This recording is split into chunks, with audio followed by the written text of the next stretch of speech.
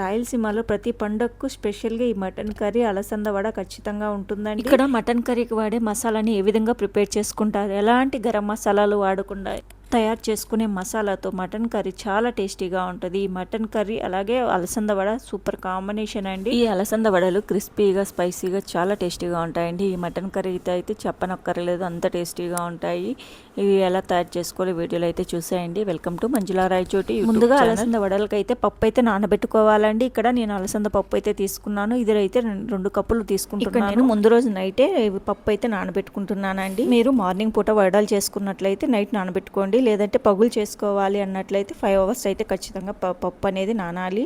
అప్పుడే మనకు వడలు బాగా వస్తాయండి. చూడండి, నైట్ నానబెట్టుకున్న పప్పు ఏ విధంగా నానిపోయిందో. ఇది 4 సార్లు బాగా ఈ విధంగా నలుపుకుంటూ ఈ పప్పుకుండే పొట్టంతా పోయే విధంగా ఇలా నలుపుకుంటూ ఇలా కడుక్కోవాలండి. ఇలా 4 సార్లు నీళ్ళు పోసుకొని బాగా కడిగినట్లయితే ఇందులో ఉండే పొట్టు అంతా పోతుంది. ఇక్కడ నేను తీసుకున్న పప్పుకి పొట్టు అయితే చాలా తక్కువ ఉందండి. మామూలుగా అయితే ఎక్కువ పొట్టు వస్తుంది. ఈ విధంగా అయితే పొట్టు అంతా పోవాలి.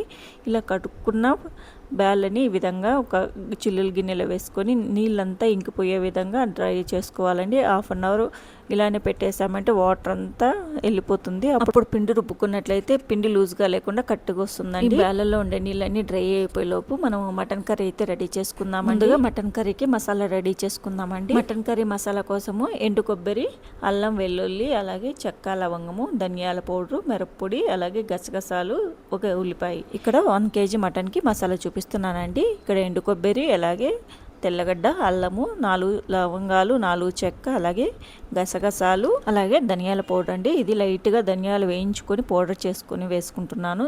ధనియాలు లైట్గా వేయించుకొని పౌడర్ చేసుకుంటే కర్రీకి చాలా టేస్ట్ ఉంటుందండి.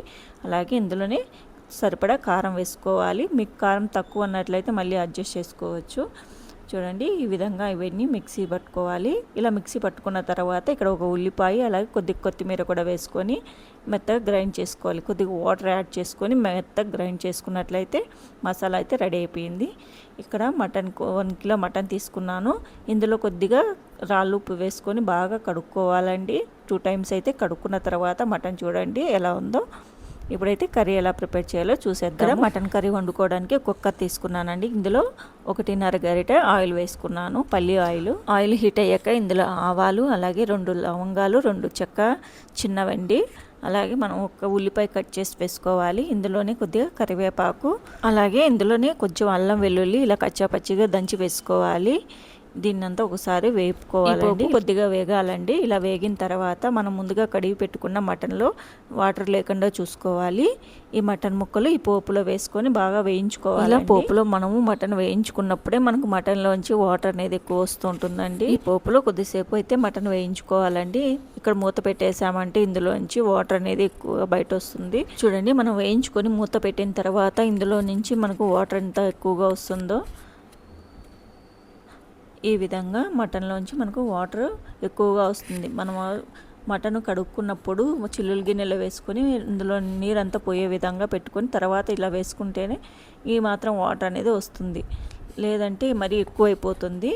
ఇలా వాటర్ వచ్చిన తర్వాత మనము ఇందులో ఉప్పు, పసుపు వేసుకొని కొద్దిసేపు అయితే మనం ఉడకబెట్టుకోవాలండి.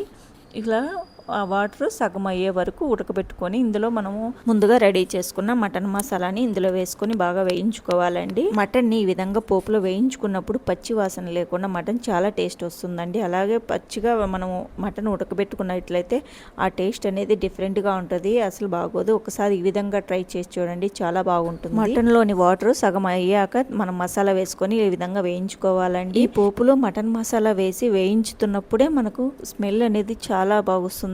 మటన్ కర్రీ టేస్ట్ అయితే మనకి మసాలా స్మెల్లోనే తెలిసిపోతుంది. మసాలా వేసుకున్న తర్వాత ఈ విధంగా అయితే వేయించుకోవాలి. మసాలా కూడా చూడండి ఏ విధంగా ఉడుకుతుందో. ఇలా కొద్దిసేపు ఉడికాక మనం ఇందులో వాటర్ యాడ్ చేసుకొని విజిల్ అయితే పెట్టుకోవాలండి. ఈ మటన్ ముక్కలు మునిగే వరకు వాటర్ అయితే వేసుకోవాలి. మటన్ మనకు కొద్దిగా ఎక్కువసేపు ఉడుకుతుంది కాబట్టి ముక్కలు మునిగే వరకు వాటర్ అయితే వేసుకోవాలి. ఇలా కుక్కర్ మూత పెట్టేసి మీ కుక్కర్లో ఎంతవరకు మటన్ ఉడుకుతుందో అన్ని విజిల్స్ అయితే పెట్టుకోవాలి. మటన్ ఉడికేలోపు ఈ అలసంద వడకి పిండి అయితే రుబ్బుకుందామండి. వడల పిండి చాలా ఈజీగా టెక్నిక్గా ఈ విధంగా ఈజీగా రుబ్బుకోవచ్చు. ఇక్కడ చూపిస్తానండి. ఇలా రుబ్బుకోవడం వల్ల వడలు అనేది క్రిస్పీగా చాలా టేస్టీగా వస్తాయి. అలాగే గ్రైండర్లో కూడా సేమ్ యాజ్ ఇట్ ఈజ్ వస్తాయండి. అయితే మిక్సీలో కూడా ఇదే ప్రాసెస్లో చేసుకోవచ్చు అండి. ఇంతే టేస్టీగా వస్తాయి. అయితే క్రిస్పీనెస్ అయితే తగ్గుతుంది, క్రిస్పీగా అయితే ఉండవు. ఇప్పుడు ఎలా మనము వడల పిండి అయితే రెడీ చేసుకోవాలో చూపిస్తాను చూడండి. ఇందులో నేను కొద్దిగా పచ్చిమిర్చి, తెల్లగడ్డ, అలాగే అల్లము ఇక్కడ కొంచెం కచ్చాపచ్చిగా దంచుకుంటున్నానండి.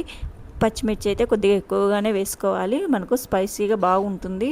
మరి కారం తక్కువ ఉన్నట్లయితే మనకు వడలు అయితే టేస్టీగా ఉండవండి. చూడండి, ఇప్పుడు మనం లైట్ కచ్చాపచ్చిగా దంచుకున్నాం కదా, ఇక్కడ ఉల్లిపాయలు కూడా యాడ్ చేసుకుంటున్నాం. అలాగే కరివేపాకు కూడా యాడ్ చేసుకొని ఇవి కూడా లైట్గా కచ్చాపచ్చిగా మాత్రమే దంచుకుంటున్నాం. ఎక్కువ దంచుకోలేదండి, లైట్గా దంచుకుంటున్నాము. ఇందులోనే లైట్గా కొత్తిమీర కూడా దంచుకుంటున్నాము.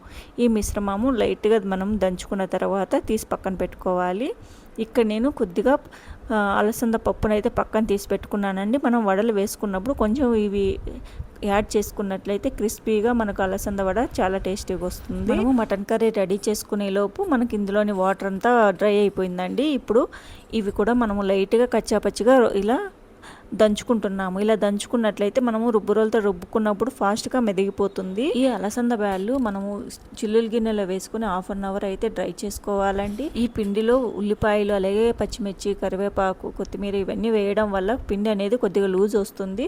అప్పుడు కరెక్ట్గా సరిపోతుంది. అలా కాకుండా అలానే మనము వాటర్గా ఉన్నట్లే బ్యాళ్ళు వేసుకున్నట్లయితే ఈ బ్యాళ్ళలో ఉండే వాటర్, అలాగే ఉల్లిపాయల వాటర్ వల్ల ఎక్కువ మనకు లూజ్ అయిపోతుంది పిండి. అప్పుడు వడలు వేసుకునేకి అసలు కుదరదండి. చూడండి, ఇక్కడ రోకలతో మనం బ్యాలు కొద్దిగా దంచుకున్నాము, అలాగే రుబ్బుకున్నాము. ఇలా రుబ్బినప్పుడు బ్యాలు సగం మెదిగిన తర్వాత మనం కచ్చాపచ్చిగా దంచుకున్న ఉల్లిపాయ ఈ పేస్ట్ కూడా ఇందులో వేసుకొని రుబ్బుకోవాలి. అలాగే ఇక్కడ ఉప్పు కూడా యాడ్ చేసుకొని ఈ విధంగా రుబ్బుకోవాలండి. ఇలా రుబ్బుకున్నప్పుడు రుబ్బు రోలు కింద ఉండే పిండి బాగా తొందరగా మెదిగిపోతుంది. అది పైకి తీసుకుంటూ మళ్ళీ పిండిని ఈ విధంగా రుబ్బుకోవాలి. ఇక్కడ మనము ఉప్పు అనేది ఉప్పు కారము చూసుకోవాలండి, మనకు ఎక్కువ తక్కువ ఉందా అనేది. నాకు ఇక్కడ పచ్చిమిర్చి కొంచెం కారం తక్కువ ఉన్నాయి. నేను మళ్ళీ కొద్దిగా రోల్లో కచ్చాపచ్చిగా దంచుకొని ఇందులో యాడ్ చేసుకొని రుబ్బుకుంటున్నాను. ఇలా వడల పిండి మనం టేస్ట్ చేసినప్పుడు స్పైసీగా ఉండాలండి పిండి. వడలు మనం కాల్చుకున్నప్పుడు ఆ కారం అనేది తగ్గిపోతుంది. ఇప్పుడు పిండి మెదిగింది అనడానికి పిండి పట్టుకున్నప్పుడు మనకు కొద్దిగా బరకగా ఉండాలండి, అప్పుడు మనకు పిండి మెదిగినట్టు. ఇప్పుడు ఫైనల్గా మనం ముందు తీసి పెట్టుకున్న అలసంద బేడలు యాడ్ చేసుకోవాలి. అలాగే సన్నగా చాప్ చేసుకున్న కొత్తిమీర కూడా యాడ్ చేసుకొని ఒకసారి అలా రుబ్బు రోలతో రుబ్బుకొనేసి పిండి మొత్తం ఇంకా తీసేసుకున్నట్లయితే మనకు వడల పిండి రెడీ అయిపోయినట్లండి. చివరిగా ఈ అలసంద బ్యాళ్ళు మనం యాడ్ చేసి ఒకసారి అలా రుబ్బుకోవడం వల్ల మనం వడలు కాల్చుకున్నప్పుడు ఇవి వడలు చాలా క్రిస్పీగా చాలా బాగా వస్తాయండి. మనము వడలు తింటున్నప్పుడు క్రంచీగా ఉంటాయి. ఇలా అయితే పిండి అయితే రుబ్బుకొని మనం రెడీ చేసుకోవాలండి. మీకు ఒకవేళ కారం ఇంకా తక్కువ అన్నట్లయితే మిక్సీ పట్టుకొని పచ్చిమిర్చిని మిక్సీ పట్టుకొని ఇందులో యాడ్ చేసుకోవచ్చు. ఉప్పు తగ్గినా కూడా సాల్ట్ కొద్దిగా యాడ్ చేసుకోవచ్చండి. వడలు అనేది మనము పిండి రుబ్బుకున్నప్పుడు స్పైసీగా ఉండాలి పిండి. మనం కాల్చుకున్న తర్వాత మనకు కారం అనేది తగ్గిపోతుంది. చూడండి, మనము ఈ విధంగా పిండి అనేది రుబ్బుకున్నప్పుడు ఉండల్లాగా ఈ విధంగా రావాలి. ఇప్పుడైతే వడలు ఏ విధంగా చేసుకోవాలో చూపిస్తాను చూడండి. అలసంద వడ కాల్చుకోవడానికి ఆయిల్ అయితే హీట్ అయ్యిందండి. ఈ వడలు రెడీ చేసుకోవడానికి ఇక్కడ నేను ఒక చపాతీ బండ మీద కాటన్ క్లాత్ తడి చేసుకొని వేసుకున్నానండి. కాటన్ క్లాత్ అయితే తడి చేసుకొని వేసుకున్నట్లయితే వడలు మనం చేత్తో తీసుకోవడానికి ఈజీగా వస్తాయి. కాటన్ క్లాత్ తడిగా ఉన్నప్పుడు దానిపైన మనము వడల పిండిని ఉండలాగా పెట్టుకోవాలి. చేత్తో లైట్గా తట్టుకొని మనము అందులో చిల్లు పెట్టుకొని వడలు అయితే ఈ విధంగా వేసుకోవాలండి. ఇలా చూడండి, మనము వడలు వేసుకున్న తర్వాత మళ్ళీ ఒకసారి క్లాత్ పైన తడి చేసుకొని చేత్తో అలా అన్నట్లయితే మనకు మళ్ళీ ఇంకోసారి మనం వడలు వేసుకునేకి బాగా వస్తాయండి. లేదంటే ఈ వడల పిండి మనకు క్లాత్కు ఉంటుంది కదా, మళ్ళీ ఇలా మనము చేతిలోకి తీసుకున్నప్పుడు రాదు. అలా కాకుండా పక్కన నేను గిన్నెలో వాటర్ పెట్టుకున్నాను కదా, ఒకసారి వడలు వేసుకున్న తర్వాత క్లాత్ను ఒకసారి చేత్తో అలా తుడిచినట్లు తడి చేత్తో అనుకోవాలి. చూడండి, ఇక్కడ ఈ విధంగా అయితే వడలు కాల్చుకోవాలి. వడలు ఎప్పుడు కూడా ఒక్కసారి కింద కాలిన తర్వాతే ఇంకోవైపు తిప్పుకోవాలి. అలా కాల్చుకున్నప్పుడే మనకు వడల టేస్ట్ అనేది చాలా బాగా వస్తాయి. ఒకసారి కింద వడ అంతే కాలాలి. అయితే మనకు సైడ్ చూడండి మనకు కాలినట్టు బ్రౌన్గా కనిపిస్తుంది కదా, ఇప్పుడైతే టర్న్ చేసుకోవాలి. ఇలా అయితే వడలు అయితే కాల్చుకోవాలి. వడల పిండిని ఎక్కువ మందంగా వేసుకోకూడదండి. ఎక్కువ మందంగా వేసుకున్నట్లయితే పైన కాలుతుంది, లోపల పిండి అట్లాగనే ఉంటుంది, అప్పుడు లోపల మెత్తగా ఉంటుంది. అలా కాకుండా ఈ విధంగా కొద్దిగా పలుచుగా చేసుకున్నట్లయితే క్రిస్పీగా వడలు చాలా బాగా లోపల కూడా కాలుతుంది కాబట్టి టేస్ట్ చాలా బాగుంటాయి. మనం ఈ వడలు చేసేలోపు మటన్ కర్రీ కూడా రెడీ అయిపోయిందండి. చూడండి మటన్ కర్రీ. మీకు ఇంకా కొద్దిగా పులుసు చిక్కగా కావాలంటే ఇంకో 5 మినిట్స్ స్టవ్ మీద పెట్టుకొని ఉడికించుకున్నామంటే మనకు మటన్ కర్రీ కూడా కొద్దిగా చిక్కగా వస్తుంది. మీకు వడలకి కానీ పూరికి కానీ మీకు పులుసు ఎంత కావాలో దాన్ని బట్టి మీరు స్టవ్ పైన లాస్ట్లో చివరిగా ఒక 5 మినిట్స్ పెట్టుకుంటే కర్రీ అనేది రెడీ అయిపోతుంది. ఈ వడలకి ఈ కర్రీ చాలా టేస్టీగా ఉంటుంది. మీకు కానీ వీడియో నచ్చినట్లయితే వీడియోని లైక్ చేయండి, షేర్ చేయండి, ఛానల్ని సబ్స్క్రైబ్ చేసుకోండి. Thanks for watching.